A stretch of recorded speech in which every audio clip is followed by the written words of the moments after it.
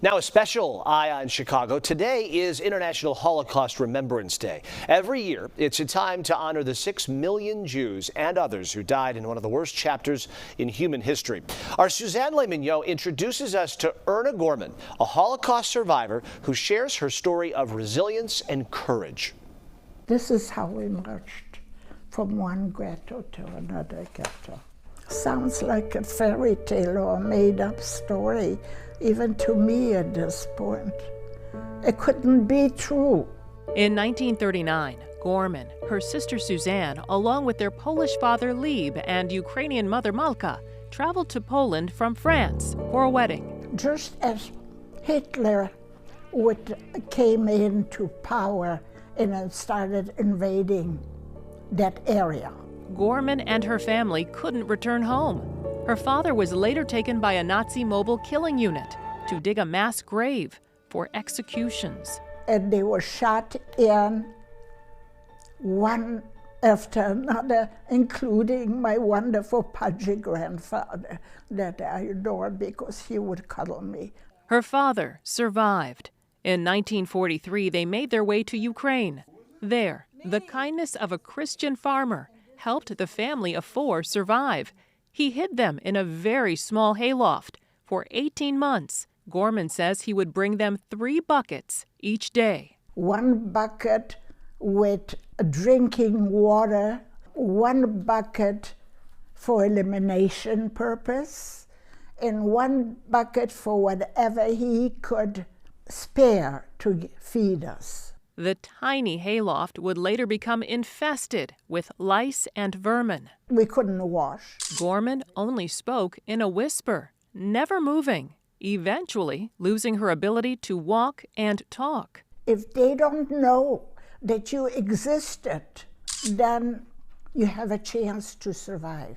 In 1945, the Russian war front started moving through the area. The farmer told her family they had to leave. After a year and a half of no movement, all had lost the ability to walk. He had to carry us down one by one on his shoulder, including my parents. They crawled on their hands and knees to the side of a road during winter. Then, gunfire and bombs lit up the night sky. This airplane dropped a bomb. Gorman's mother was hit. All I could see is all this blood. Malka Gorman was taken to an infirmary for care, but instead, a young Erna would hear caregivers whisper her mother was Jewish, and in the end, we stood around her and watched her die because they never ever cleaned her up from her lice and vermin. Maybe she had to die anyhow. Gorman later made a vow to herself at the age of 10. Hatred will never be part of me. I knew what it was.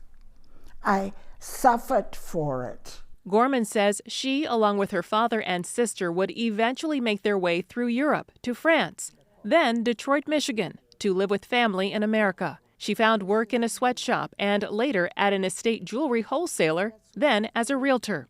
She met and later fell in love with her husband, Herb.